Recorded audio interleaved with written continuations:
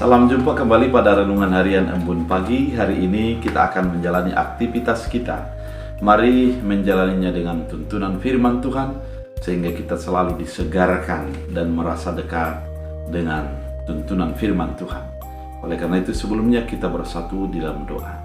Damai sejahtera Allah yang melampaui segala akal dan pikiran, itulah yang melihara hati dan pikiran dalam Kristus Yesus Tuhan.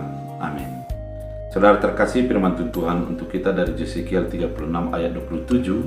Dalam bahasa Batak Angkola dikatakan, "Durus konot kumatondik kutu bagasan rohamu, janasai jagoot kumahamu asomar dalan mangibut ak aturan nasianau, jana anso mangoloi disudehab nam pada tahun." Bahasa Indonesia, "Rohku akan kuberikan diam di dalam hati batinmu, dan aku akan membuat kamu hidup menurut segala ketetapanku, dan tetap berpegang pada peraturan-peraturanku dan melakukannya." Demikian firman Tuhan. Saudara terkasih di dalam Kristus Yesus, ketika orang Israel sudah menjauh daripada Allah karena mereka sudah menyembah kepada berhala-berhala, melakukan sesuatu yang diinginkan oleh hatinya, maka Tuhan mengizinkan mereka masuk ke dalam pembuangan Babel. Dalam pembuangan Babel, mereka tidak menjadi mengubah diri, malah selalu menjadi-jadi ataupun semakin menjauh daripada keinginan Allah. Sehingga dengan demikian Allah mengutus Yesekiel agar memperingatkan mereka melalui sebuah tindakan dan penglihatan yang dilihat oleh Yesekiel, bagaimana Allah menyuruh dan mengutus dia kepada bangsa yang tegar tengkuk, dan dikatakan kepada Yesekiel bahwa dia akan harus menyatakan firman itu. Meskipun tidak diterima, dia harus berseru dan memohon pertobatan, meminta kepada pertobatan kepada bangsa itu. Namun, satu hal yang indah yang dinyatakan pada firman Tuhan kali ini untuk mengubah bangsa itu dalam pasal 36 adalah Tuhan akan memberikan rohnya. Artinya, roh itu akan tinggal diam di dalam diri umat itu, sehingga roh Allah akan menuntun mereka melakukan apa yang dikehendaki Allah.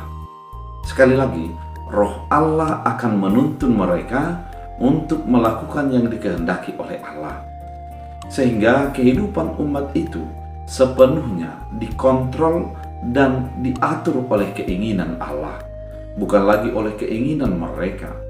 Ketika bangsa itu adalah bangsa yang menjadi tulang belulang, yang sudah menjadi puing-puing, akan dibangkitkan kembali dengan roh Allah, karena dengan roh itu mereka akan mengetahui dan mengerti akan kehendak Allah dalam kehidupan mereka, dan dengan roh itu mereka akan menjadi hidup sesuai dengan ketetapan-ketetapan Allah.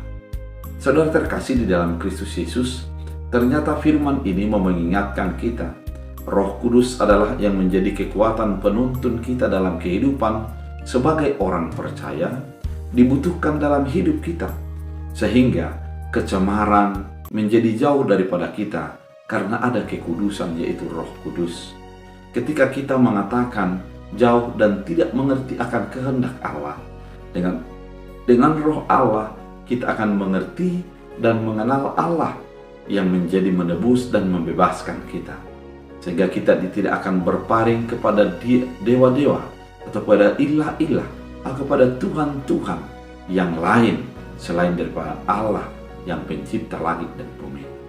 Oleh karena itu saudara terkasih, biarlah roh Allah tetap menyala bagi kehidupan kita. Biarlah kita selalu merindukan sapaan dan tuntunan firman Tuhan dalam kehidupan kita. Dengan sapaan dan tuntunan firman itu, kita akan mengerti, kita akan melakukan apa yang dikehendaki oleh Allah. Mari biasakan dalam hidupmu membaca firman Tuhan, bersekutu dengan Tuhan, menyanyi dan memuliakan Tuhan dengan sepenuh hati. Dengan demikian, kita akan menjadi dituntun sesuai dengan kehendak Tuhan. Biarlah firman ini menjadi kekuatan bagi hidup kita. Kita berdoa. Terima kasih Tuhan, Engkau mengingatkan kami ketika kami jauh daripada Tuhan. Kami butuhkan roh Tuhan yang menuntun kami, mengingatkan kami dan memperkenalkan atas kuasa Tuhan dalam hidup kami. Biarlah firman ini menjadi kekuatan, kesehatan, dan sukacita yang baru dalam hidup kami. Dalam Kristus Yesus Tuhan, kami berdoa mengucap syukur. Amin. Tuhan Yesus memberkati.